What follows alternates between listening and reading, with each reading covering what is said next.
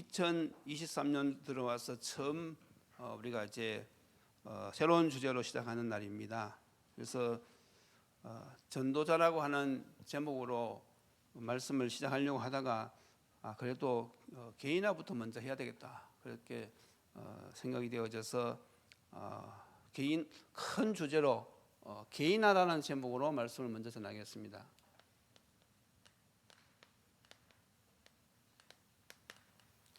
여기는 세 가지가 있죠. 첫째가 바로 복음 개인화, 두 번째로 기도 개인화, 세 번째가 전도 개인화. 그래서 복음 개인화 4강, 기도 개인화 4강, 전도 개인화 4강 이렇게 해서 3개월에 걸쳐서 이 개인화라고 하는 제목으로 먼저 말씀을 전가하겠습니다. 자, 이번 달 그러면 메시지는 처음이지요.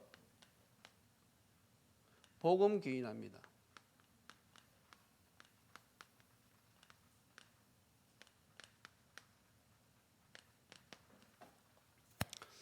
우리가 이 복음이 이 개인화가 되어져야 돼요. 다시 말해서 내 것이 되어져야 됩니다. 복음이 나의 복음이 되어져야만이 어떻게 되어지느냐 하면 이것이 누림이 됩니다. 누림.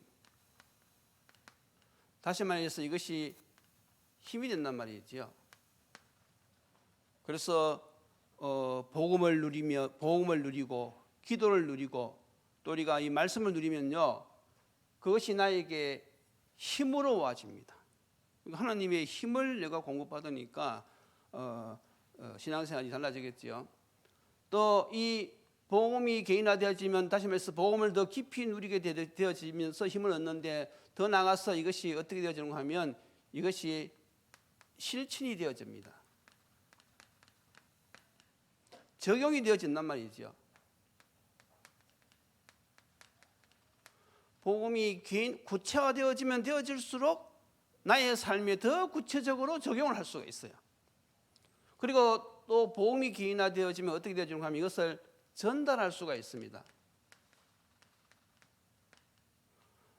다른 말로 말하면 요즘 나오는 단어로 우리가 정리하면 내가 플랫폼, 파수망, 안테나가 된단 말이죠.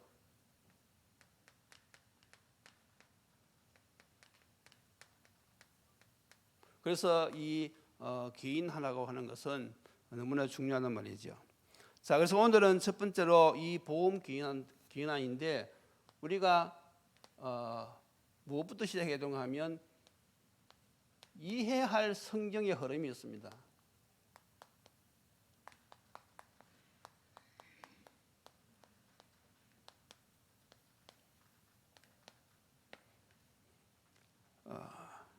신앙생활도 그렇고 우리가 그 실제 삶 속에도 그렇고요.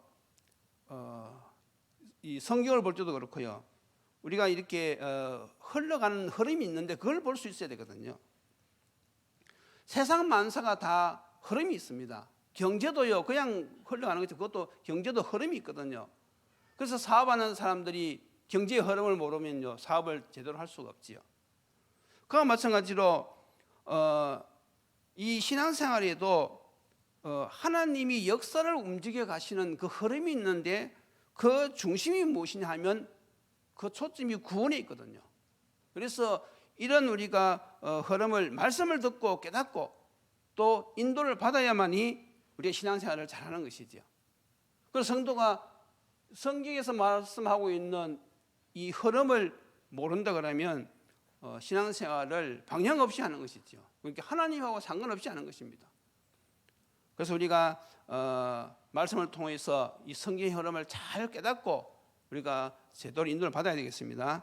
그래서 여기에는 크게 세 가지가 있는데 첫 번째가 무엇인가 하면 언약의 흐름이라는 것이 있어요.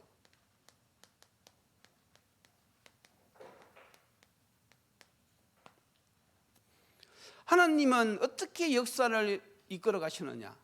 먼저 말씀을 주시고 그 말씀을 성취시킵니다.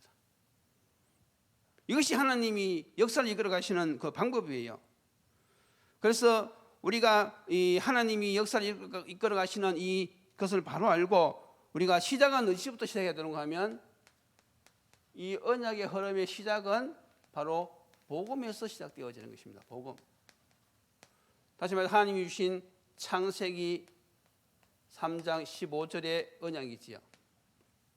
여자의 후손이 뱀의 머리를 상하게 할 것이다. 아담이 타락하자마자, 아담이 범죄하자마자 하나님께서는 바로 이 언약부터 주셨어요.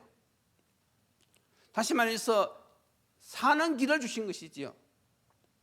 그래서 이 모든 이 흐름이, 이 복음의 흐름이 어디로 정리되어지는가 하면 오늘 우리 읽었는 요한복음 20장 31절입니다. 오늘 뭐라고 기록되어 있습니까? 오직 이것을 기록하면 너희로 예수께서 하나님의 아들 그리스도이심을 믿게 하려 함이요 또 너희로 믿고 그 이름을 힘입어 생명을 얻게 하려 함이니라 그랬습니다. 하나님께서 언약을 주신 그 목적, 그것은 바로 무엇입니까? 예수 그리스도를 믿음으로 생명을 얻는 것. 이게 언약의 정리입니다. 그래서 성도들이 이 복음 말씀을 들을 때요 자꾸 지루하게 생각하면 안 돼요. 또 복음을 이야기하느냐, 또 예수 그리스도를 이야기하느냐, 그것은 아직 복음을 잘 몰라서 그렇습니다. 이 우리에게 주신 이 그리스도의 복음은요 우리가요 영원히 붙들고 하나님께 감사할 내용입니다. 우리가 천국 갔어도 이것은요 하나님께 감사해야 돼요. 왜냐하면 그만큼 가치 있는 것이란 말이죠. 그래서 여러분들이 분명히 아셔야 됩니다. 성경에서 말씀하고 있는 언약의 주된 흐름은 무엇이냐? 그것은 바로 복음으로 시작되어지는 것이라는 사실. 이걸 알고 신앙생활을 해야 됩니다. 하나님의 역사가 이렇게 되어지는 것입니다. 이것을 이제 시대별로 우리가 이야기한다면요. 먼저 노아 시대 때는 하나님께서는 어떤 말씀을 주셨는가?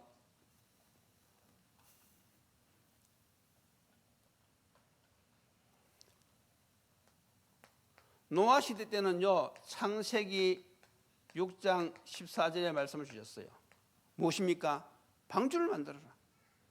이게 하나님의 언약입니다. 그리고 출애굽기 시대는 하나님께서 무슨 말씀을 주셨습니까? 출애굽기 3장 18절 피제사. 하나님은 시대마다 이 언약을 단어는 비록 다르지만요 다 누구를 이야기하는 것입니까? 그리스도. 창세 3장 15절 이야기하는 것이지요. 그리고 또 이 포로 시대에는 하나님께서 또 어떤 언약을 주셨습니까? 이사야 7장 14절 처녀가 잉태하여 아들을 낳으리라. 그리고 속국 시대에는 로마 속국 시대지요. 예수님이 직접 오셨어요. 오셔가지고 주신 언약이 바로 마태복음 16장 16절. 베드로가 이것을 정확히 알고 고백을 했지요. 그래서 시대마다 이 언약의 흐름은 시작은 이렇게 시작해서 이렇게 흘러왔다는 사실. 이것이 성경에 나타나는 제일 중요한 흐름입니다. 자, 이것이 이제 어디로 연결되어지는가 하면 여기서 끝나는 것이 아니고 이 흐름이 이제 그 다음으로 연결되어지는 것은 바로 이 복음을 전파하는 것이죠. 그것이 바로 전도입니다. 그래서 언약의 흐름은 복음으로 시작해서 이제는 이 복음을 어떻게 하라고요?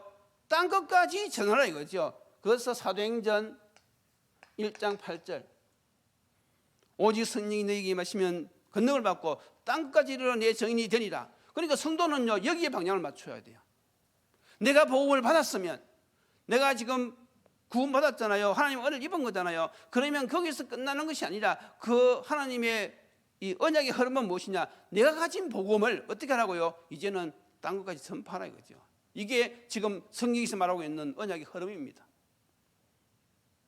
그래서 하나님의 전도의 역사, 선교의 역사는요 누가 이루어 가시는가 하면 바로 하나님이 이루어 가시는데 누구를 통해서? 이 하나님의 복음을 깨닫고 순종하는 사람을 통해서 이 역사를 이루어 가시는 것입니다.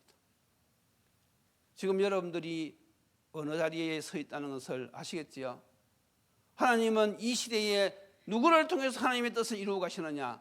바로 저와 여러분들을 통해서 이 언약을 이루어 가신 줄로 믿습니다. 성도 이걸 알면요, 신앙생활이 재미있죠. 이렇게 하려니까 무엇이 필요합니까? 제자가 필요하지요. 그래서 예수님은 마태복음 28장 18절에서 20절 가서 모든 족속으로 제자를 삼으라고 그랬어요. 모든 족속으로 세를 주고 가르쳐 지키라 이렇게 했어요. 자, 그래서 이것이 무엇입니까? 신앙생활의 여정입니다.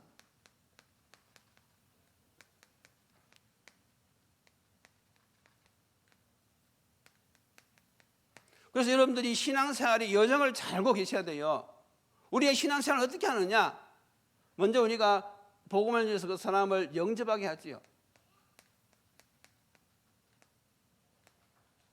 내가 누리는 복음, 이걸 전해서 그 사람이 예수를 영접하면 이제 그 다음 단계가 무엇입니까? 이 사람을 양육하는 것이죠. 이 사람을 양육해서 어떤 사람으로 세워내야 되느냐? 하나님의 뜻과 계획을 알아듣는 장성한 사람으로 세워내야 돼요. 이게 신앙생활에 우리가 해야 될 흐름이거든요. 그리고 더 나아가서 어떻게 합니까? 이 장성한 사람을 더 훈련시켜가지고 하나님의 일을 제대로 할 수 있는 제자로, 성숙한 자로 세워내야 된단 말이죠. 다시 말해서 훈련을 통해서 이제는 제자, 이것은 미션을 감당할 수 있는 사람을 이야기하는 것이죠. 실질적으로 하나님의 일을 할 수 있는 사람으로 세워내야 된단 말이죠. 우리가 이 언약의 흐름을 알았다면 어떻게 우리 구체적으로 실천을 하느냐? 이렇게 신앙의 여정을 가지고 이걸요, 내가 먼저 누리고, 그렇죠? 내가 먼저 이걸 누리고 어떻게 적용합니까? 이렇게 적용하는 거예요. 그래서 결국은 우리가 방향은 이걸 전달하는 방향으로. 이 흐름을 우리가 항상 기억하고 있어야 돼요. 그래서 여기서 우리가 다시 한번 깨닫는 것은, 그러면 우리 교회가 무엇을 해야 되느냐? 우리 교회가 예배도 드리고 다 하지만은 교회는요, 하나님이 원하시는 것을 해야 돼요. 그것은 무엇입니까? 성도들로 하여금 복음을 깨닫게 하는 거예요. 말씀을 계속 전함으로 해가지고 성도들이 이 복음을 깨닫고, 그리고 그 다음 코스가 무엇입니까? 복음을 누리도록, 기도로 누리도록, 그리고 더 나아가서 성도들의 삶이 복음 전파에 초점을 맞추고 살아갈 수 있는 삶이 되도록 그렇게 교회가 인도해내는 거예요.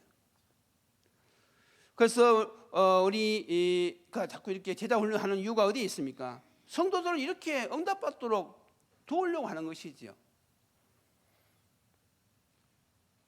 그래서 여러분들이 이렇게 방향을 맞춰 가는 것이 올바른 신앙생활입니다.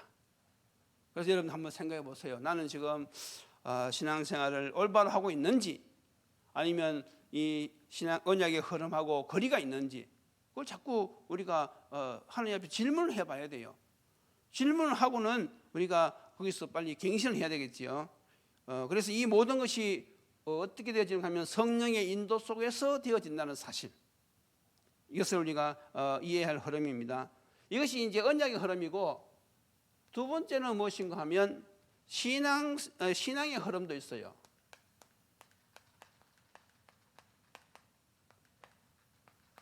성도는 언약의 흐름도 잘 알아야 되지만은 신앙의 흐름도 잘 아셔야 됩니다. 자, 하나님께서 우리에게 이제 어떻게 이걸 말씀하고 계시는가 하면, 일단은 우리가 예수 믿고 구원받으면요, 우리가 하나님께로부터 은혜를 받은 거잖아요. 그래서 신앙의 흐름은 은혜부터 시작되는 것입니다. 하나님의 은혜로부터.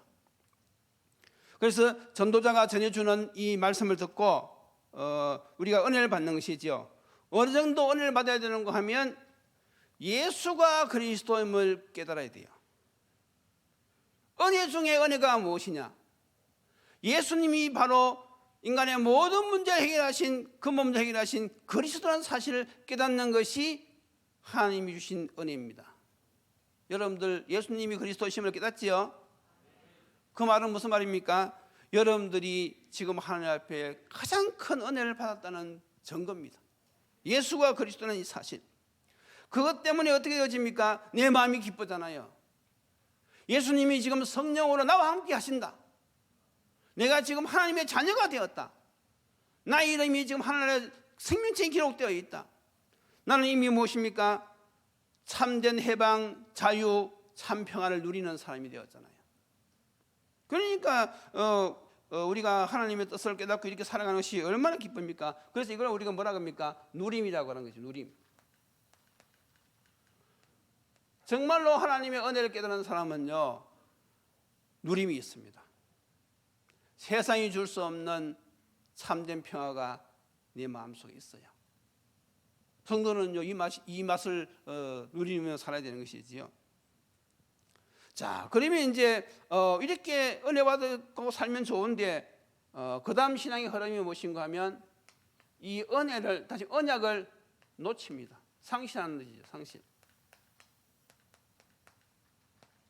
이 은혜를 계속해서 누려야 되는데 이 은혜를 상실하게 된단 말이죠. 여기에는 여러 가지 요인이 있어요. 그런데 궁극적인 요인은 무엇입니까? 마귀의 역사지요. 마귀가요, 하나님을 잊어버리게 만드는 것이지요. 그래서 마귀가 우리로 하여금 하나님의 은혜에서 떠나게 하는 방법은 여러 가지가 있어요. 그 중에 하나가 무엇입니까? 이 바쁜 생활. 지금 이 현대 생활이 너무 바쁘거든요. 막 일이 바쁘고 하다 보니까 그만 은혜를 놓쳐버리는 거예요. 그래서 여러분들이 아무리 일이 바쁘다 할지라도요, 하나님 앞에 은혜 받는 이 시간을 놓치면 안 되는 것입니다. 그렇지요? 아무리 학생이 공부가 바쁘다 할지라도요, 하나님 이 은혜 받는 이걸 놓치면 안 되는 것이지요. 이게 배우가 바로 무엇입니까? 사단이 그렇게 한다는 것이지요. 그래서 우리가 계속 강조하는 건 무엇입니까? 말씀과 기도 생활, 이걸 하라는 거예요. 왜냐하면 하나님의 은혜를 놓치지 않으려고. 이걸 놓치게 되어지면 무엇이 옵니까? 반드시 문제가 생깁니다. 하나님은 우리를 사랑하시기 때문에 반드시 은혜를 떠나가면요, 내 삶에 문제가 생겨요. 자, 문제가 생기니까 그 다음 오는 것이 무엇입니까? 고통이 온단 말이죠. 이게 신앙의 흐름이거든요. 하나님의 은혜 중심으로 살다가 이 은혜를 놓쳐버리고 세상 중심으로 가게 되어지면요, 결국은 문제가 생기면서 오는 것이 고통입니다. 이 고통이 왔을 때 두 가지 현상이 일어나요. 어떤 현상이 일어나는가 하면 어떤 사람은 교회를 이탈하는 그런 사건이 생기고요, 어떤 사람은 더욱더 하나님 앞으로 기도 속으로 나가는 사람이 있어요. 어느 것이 옳은 것입니까? 어려움이 왔을 때 설령 내가 은혜를 놓쳐가지고 문제를 만나서 고통 속에 있다 할지라도 내가 더 하나님께 나아가는 것이 맞습니까? 아니면 아이고 이제 더 이상 내 신앙생활 안 하겠다고 떠나가는 게 맞습니까? 우리는요, 어려움이 오면 올수록요, 고통스러우면 고통스러울수록 더 하나님 앞으로 나가야 되는 것입니다. 은혜의 보좌 앞으로 나가는 것이, 그것이 바로 무엇입니까? 내가 사는 길이에요. 성경에 나오는 인물을 보세요. 요셉이 어려움을 당하면 당할수록요, 더 하나님께로 나아갔습니다. 다윗도 마찬가지입니다. 사울왕이 죽이려고 따라다니면 따라다닐수록 더 하나님만 의지했단 말이죠. 그게 사는 길이죠. 이 시에도 마찬가지입니다. 여러분들이 살아가다 보면요, 환경이 어려울 수도 있고 여러 가지 문제로 고통 나갈 수 있는데 여러분들이 사는 길은 무엇입니까? 더욱더 하나님께로 나아가는 것이 사는 길입니다. 그래서 우리가 내가 신앙생활의 이 여정 속에서 무엇이 잘못됐는지 그것도 갱신도 하고 하나님의 계획도 찾고 이렇게 해야 됩니다. 자, 이렇게 하면 이제 하나님께서 무엇을 주시죠? 회복을 주십니다. 정말로 하나님의 도우심을 바라고 그리스도의 이름 붙잡고 담대하게 보좌 앞에 나가는 사람들은요, 하나님께서 회복을 시켜주시는 것입니다. 그래서 그 사람이 믿음이 좋은지 안 좋은지는요, 어려움을 당해봐야 돼요. 그래야지 우리가 알 수 있는 것이죠. 자, 언약의 흐름은 이렇게 흘러가고 신앙의 흐름도 이렇게 흘러간다는 사실을 여러분들이 분명히 알고 계셔야지 이 시대에 승리하며 살아갈 수 있는 것입니다. 자, 그리고 또 이제 어떤 흐름이 있는가 하면 교회사의 흐름이 있어요.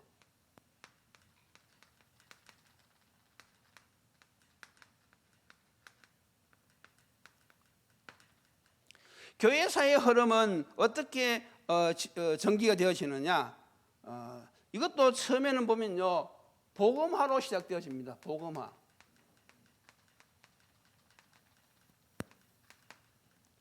초대교회가 그렇게 핍박을 받다가도 결국 때가 되어지니까 이제 국교가 되어지잖아요. 그런데 이제 이것이 마냥 좋은 것은 아니다 이거죠. 이제는 왕이 하나님을 믿으니까 이제는 밑에 있는 신하들이 와야 되는 거예요. 은혜 때문에 오는 것이 아니라 이제는 정치적으로 오는 거예요. 그러니까 이제 그 다음 것이 어떻게 되어지는가 하면 이 복음화로 시작했다. 이것이 이제 어느 정도 시간이 지나면 이것이 율법화가 되어집니다. 이것은 바로 제도에 묶인다는 말이죠. 처음에는 복음화로 시작되어졌다가 이제 시간이 지나면서 이것이 율법화, 바리새인처럼 제도화로 딱 이렇게 묶이는 것이죠. 이 율법화가 되어지고 더 타락하게 되어지면 이제 그 다음 흐름이 무엇인가 하면 그 다음이 바로 종교화가 되는 것입니다. 종교화. 그냥 교회 와서 예배 드리고 가는 것으로 만족하는 거예요. 종교화가 무엇입니까? 자기 만족이거든요.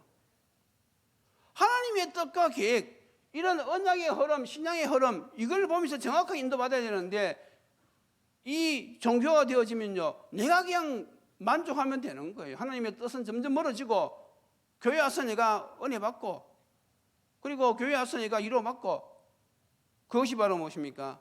종교화가 되어지는 것이거든요. 우리의 신앙생활은요, 갈수록요 즐거워야 되거든요. 갈수록 힘이 생기고 갈수록 응답받고 갈수록 증거가 일어나고 이것이 바른 신앙생활인데 이 종교화가 되어지면요 점점 생명운동하고는 멀어지는 거예요. 왜냐하면 내 만족이니까. 그래서 신앙생활 오래 하신 분들 중에서 힘드시는 분들이 있어요. 신앙생활 하기가 힘드는 분이 있어요. 그것은 왜 그렇습니까? 복음화로 시작했다가 율법화 되어지고 종교화가 되어져서 신앙생활이 어려운 거예요. 자, 이렇게 해서 이제 더 진행되어지면 어떻게 되어집니까? 세속화가 되어집니다. 세속화가 되어지면 반드시 일어나는 것이 있는데 그 다음에는 바로 하나님의 심판이 일어나죠.